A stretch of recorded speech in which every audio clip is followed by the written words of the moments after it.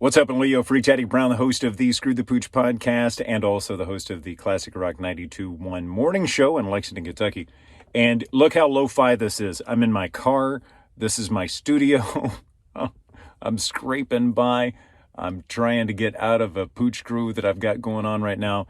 And if you enjoy what's going on here, I need your support. Really do. You won't miss your $5 a month. You can find that in your couch cushions, but it means the world to me.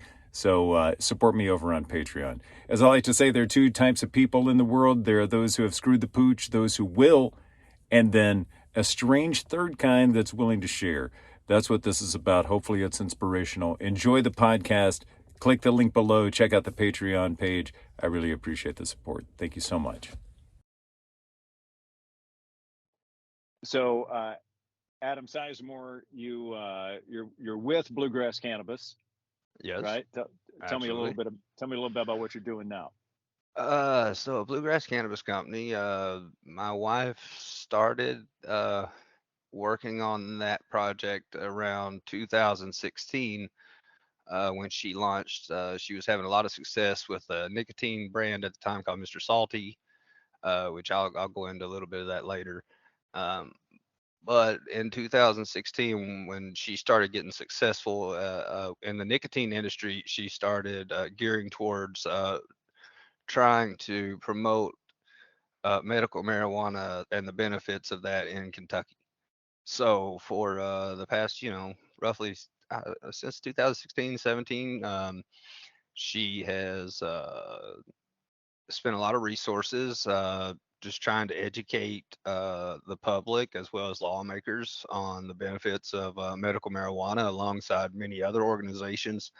Everybody wants to claim credit for legalizing medical marijuana in Kentucky, but there's 100 years of people all the way back to Gatewood, Galbraith, and Yeah. so A lot of nobody gets the Gatewood. credit. Nobody gets the credit because I mean I think if anybody ever got credit for medical marijuana in Kentucky, it'd definitely be Gatewood Yeah. because I can remember him on the side of the road as a kid, So, Yeah. but Absolutely. anyway, but kind of my Okay. side of the story behind it is I'm medically retired law enforcement. I retired from the federal prison system due to a lot of anxiety and depression issues. Hmm. That it wasn't the safest thing for me to be there and the inmates and staff. I was having panic attacks and things like that. Wow. So we just kind of made the decision to medically retire. It cost us a lot financially to do that, but it was worth it to start focusing on my mental health. Um, Fast forward a little bit later, and the doctors finally let me start using marijuana as part of my treatment, and it brought me, it put me back to 85%. Let's say that.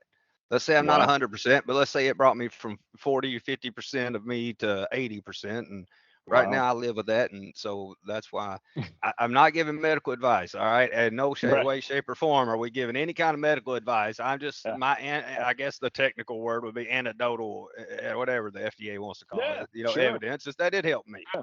All Yeah. right. And It's working for you. It's it's working. working for me. Yeah. You're walking around evidence that stuff is legit. That there's nothing wrong with that. It's great. Right. Right. It ain't for everybody. So, Right. always, start slow. You can always add, never you can't take away. So the only advice I ever give anybody is just start off slow. But obviously check with your doctors because there are some things that it interacts with and this and that. So I won't get into all that. But So Adam, I got to put you back in. So was the leaving the federal prison system, was that your pooch crew, or did you got a bigger pooch crew coming? I got a What we bigger one got? coming. Let's Okay, see, I okay. got a lot bigger one coming. Yeah, Okay. we What is could we that? could have a whole topic of me I know. failing at the Well, prison. that, I yeah. was a 160-pound correctional officer. I mean, I had a lot of That's, failures at the prison. All right, so we could go down that rabbit hole for days. yeah. I want to, So but let's get to the big let's pooch crew. get back on track. Yeah. So the biggest pooch story, and I don't believe in failure.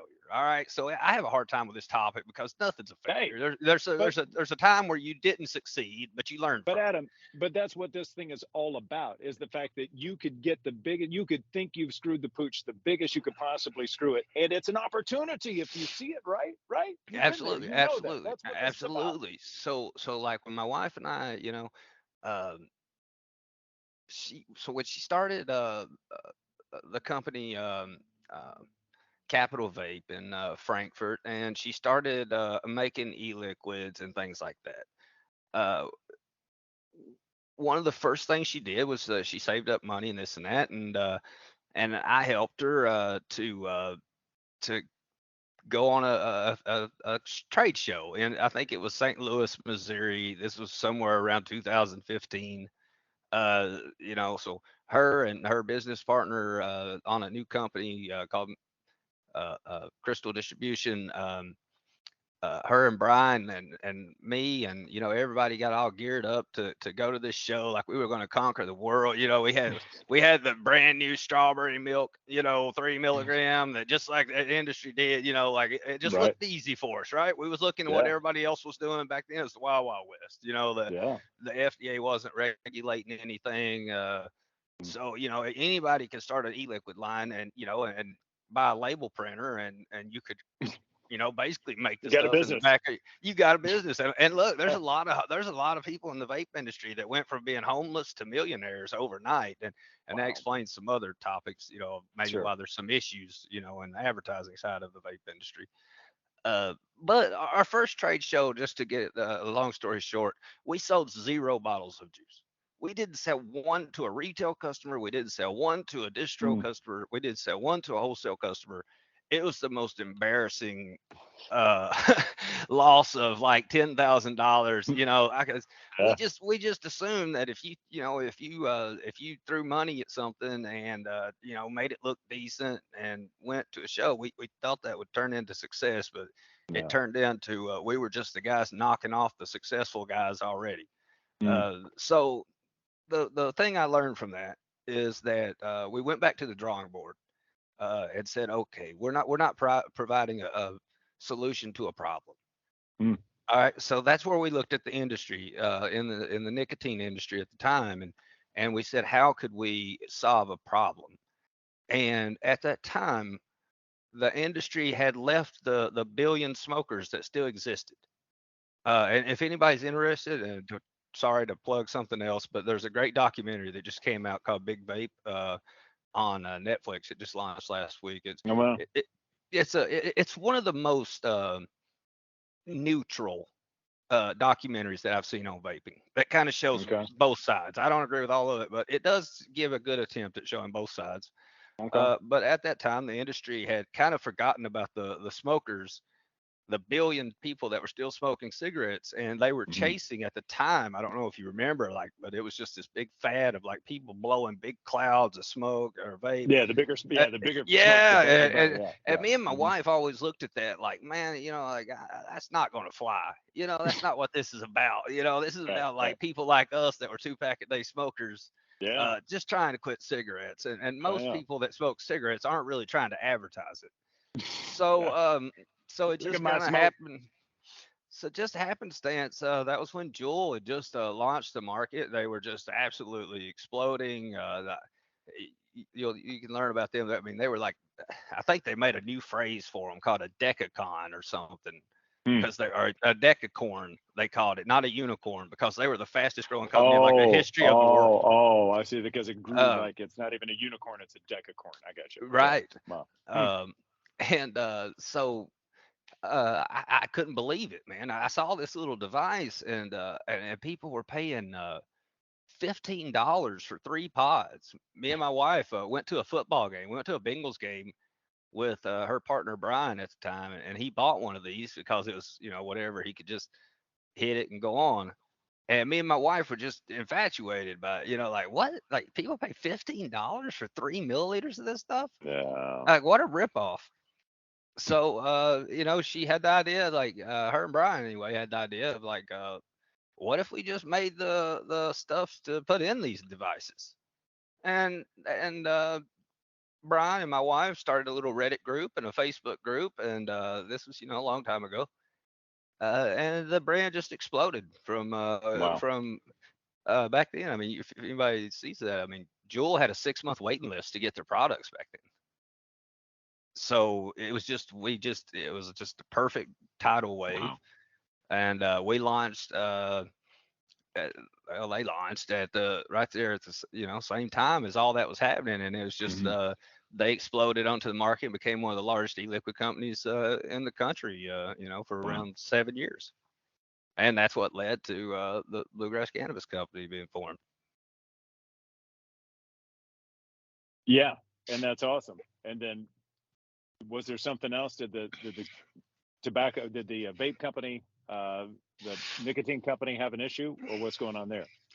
Well, so the nicotine company, my wife and Brian responsibly represented the industry for a long time. They spent significant resources to file what's called a pre-market tobacco application. They submitted it to the FDA. The FDA denied all of their flavors except for tobacco. Yeah, it's crazy. My wife, they spent a lot of money proving to the FDA that their products did not entice kids and did not and did help people quit smoking, which was their mission. Because we were all former smokers. Our mission was never to attract kids. There's enough smokers in the world, and there's enough money to go around in the vape industry that nobody needs the money from kids. Okay, nobody.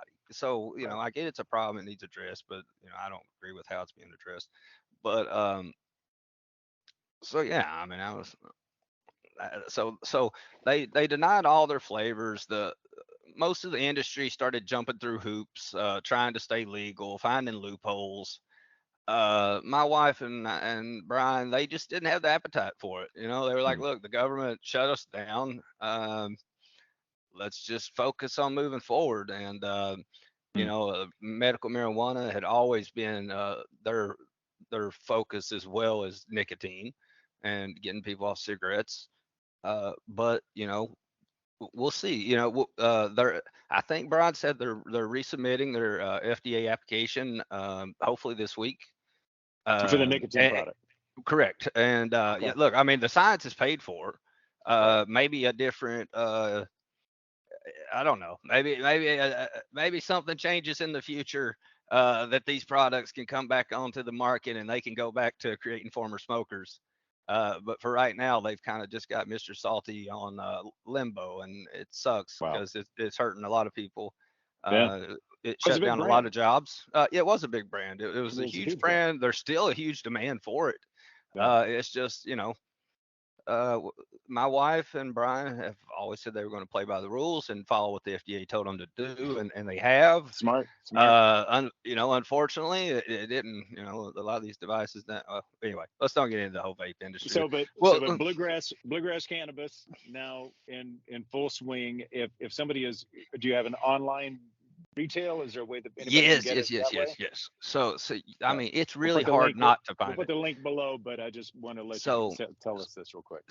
So a couple things real fast about Bluegrass Cannabis Company is they're quickly becoming known as a house for music and celebrities and just people that want to have fun, no drama, hop into the vape industry or cannabis industry. So my wife just announced a partnership with Afro Man. Awesome. She's going to be they're launching that I think this week or next week in Tampa. Because I got high. Perfect. Right, because I got high. I can't do it like he does. But so she's doing the brand with Afro Man. I'm probably announcing this before that she should let me, but let's just say that I think she's doing a tailgate party with Benny Snell at the UK Alabama game. Really? Wow. Snell, yeah. And I think Benny's about to bring some serious thunder to the bluegrass. He's hard hitting Benny Snell, so I got a feeling he's about to bring a banger. Wow. Okay. Yeah. So we might be announced. Yeah. So that might be a little announcement that's coming, Kentucky related, and it's a little too soon to announce the Freak Daddy brand. It's just a little bit too soon. No, I don't think so. I mean, I'd say we go straight to Freak Daddy mushrooms. You know what I mean? Like, let's just skip cannabis and go straight to mushrooms. I think the next time we have you back, we should probably, Adam, just sample those as we begin and see what happens. That would be the best. It'd make quite the podcast. I mean, I don't see how we can get around it. But right, we got to see what happens. Okay, Hey, that Adam. sounds great. Those websites, check us out at Yep. bluegrassthc.com, or you could go to afrovape.net. Either of those websites, but bluegrassthc.com, that's us. Afrovape's our partner site. But we do have several brands for Kentucky, Old Smoky, Mary and Jane. Trust me, Old Smoky. I don't know if I can cuss on a podcast, but Appalachian Thunderfuck. I mean, come Bring on. it on. Old Bring it on. Smoky, Old No Smoky. It's FCC. inspired. Old Smoky's inspired by Kentucky. I'm from Clay County. My wife did this as how like a throwback to my heritage. So we have a brand called Old Smoky, and the three strains are Hazard Lights, Appalachian Thunderfuck, uh, and Kentucky Kush. So There you go. anybody in Kentucky, Bluegrass Cannabis Company's bringing the straight fire.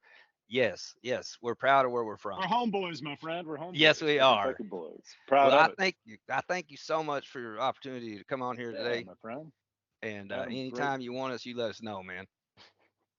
We'll launch the mushrooms next time. Let's do it. Let's do it. All right, brother. You have a good day. You too, my friend.